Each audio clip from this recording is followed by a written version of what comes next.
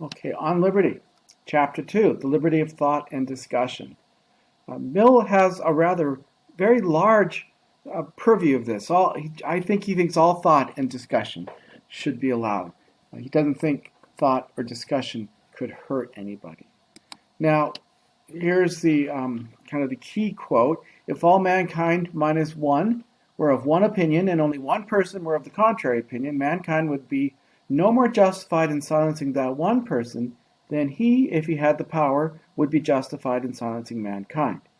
Were an opinion a personal possession of no value except to the owner, if to be obstructed in the enjoyment of it were simply a private injury, it would make some difference whether the injury was inflicted on only a few persons or on many. But the peculiar evil of silencing the expression of opinion is that it is robbing the human race, posterity as well as the existing generation, those who dissent from the opinion still more than those who hold it. If the opinion are right, they are deprived of the opportunity of exchanging error for truth. If wrong, they lose what is almost as great a benefit, the greater, clearer perception and the livelier impression of truth produced by its collision with error. So we'll come back to these two things at the end and why these things are good. But we should focus in on robbing the human race. Now, this is because Hume believes that we're talking about pleasure. And so he must believe that the situation where everybody's allowed complete freedom is a more pleasant situation, happiness in that sense, than if they weren't. And so if you stop that from coming, you're in a sense robbing them of what they could have. Okay? So it's an important thing here to keep in mind that he's not about a kind of right to freedom of speech, that everybody has a right to say what they want. That's Mill doesn't believe that. Mill actually believes that this is a matter of communal happiness. So it's the community benefits from this, not the individual. The individual might, in fact, be sacrificed. So this is the idea of robbing, okay, that there's this sum total of happiness. And if you stop that from happening, in a sense, now it's not literally robbing. Robbing is when something's there and you take it, okay? But if you stop it from happening, you are robbing in this sense. So it's an important piece to keep in mind as we're trying to understand this utilitarian way of looking at things. Social requirements of belief. Well, this is a really kind of surprising sort of thing. You may believe a proposition if and only if you permit it to be challenged and you give serious consideration to those challenges. You engage in frequent, fearless, and full discussion of all possible views. You personally defend each of your views, which includes personally defending them against objections personally presented by those who believe the opposite.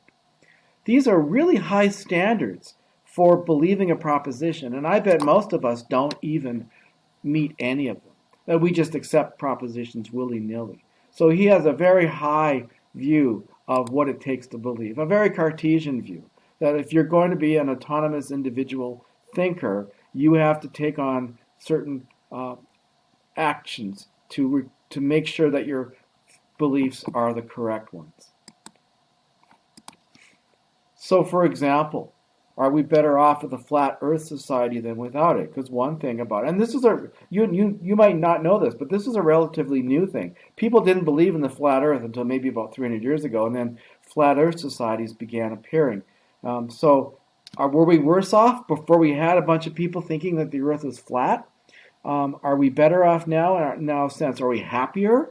Okay, so you might ask, I don't feel any happier. What sense does Mill mean that we are really happier now that we have organizations like the Flat Earth Society, which I'm assuming most of us think aren't telling the truth about the Earth? So, silencing dissenting opinions is theft. Now, he has a nifty little argument for this. Like he says, well, either the dissenting opinion is either true or false, or maybe a little bit of both. And in all cases, you're being deprived of a great good, of a benefit. Okay? So if the opinion is true, this is the easy case. Well, if it's true and we silence it, well, then we are going to be stuck in our error because we're not going to exchange our error for truth, and that's a social benefit that won't happen. Okay? Not even if it's not an individual benefit. Like if I find out that I'm wrong, then that might be worse off for me. I might find truths that I don't really want to know about. Okay, but society, he says, is better off. Now, better off in the sense of more happiness in society. So even if the truth doesn't make me happy, if I find out that somebody I know and love is doing something harmful to me, society is better off then. That's what he's saying, which I guess has some sense to go for it. So, conclusion, silencing true opinions steals pleasures that could have been. Remember, that's the point. What about if they're false? Well, if it's false, this is where that other point, our perception of the truth is less clear and less lively. Do you believe that? Do you believe that? And so, but if he's right, then our perception isn't as pleasant as it could be. So again, silencing false opinions steals from society. Okay, I think Mill doesn't think we should just not silence them. I think we should take as many steps as possible to create them. So again, it goes back to the flat earth society. Okay, so when we look at some of his reasons why you shouldn't silence any opinions, which would be a separate kind of argument, we get him saying things like, well, the opinion may be true. Okay, the opinion may be partially true. So those are good reasons why we might not want to get rid of an opinion. But then he says this, which is really kind of strange. The opposite true opinion could become a dead dogma. Okay, so a dogma is just a truth, but a dogma is a truth that you hold dogmatically, meaning you just hold it because you believe it's true and you're not about to change your opinion. You don't have any reasons behind it. You don't have all those three things that you are willing to do in order to justify your belief. So it's a dead dogma. It doesn't live. He likes these images, lively, living, dead, dead, gone. So back to the Flat Earth Society. Has the existence of the Flat Earth Society made the rest of society happier? Because now the round Earth belief is not a dead dogma. Well, here I honestly want to say, does anybody know? Do you really know? Is there really any way to independently verify this besides Mill says so? So, a couple striking things. So, this high standard for believing, complete confidence in our opinions, even if they're wrong, is only possible where there is complete liberty to contradict and disapprove your beliefs.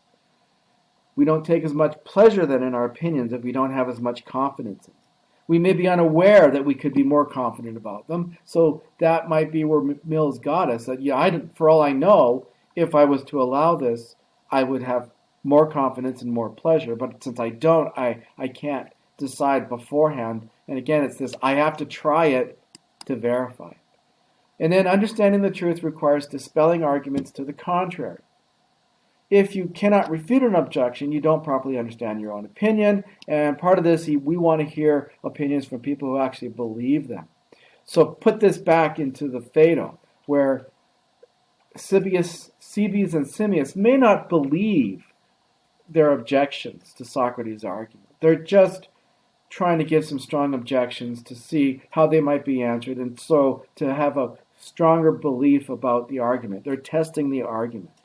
Okay, but there was no insistence that we go out and find people who don't believe the soul doesn't exist, and we have them give the arguments.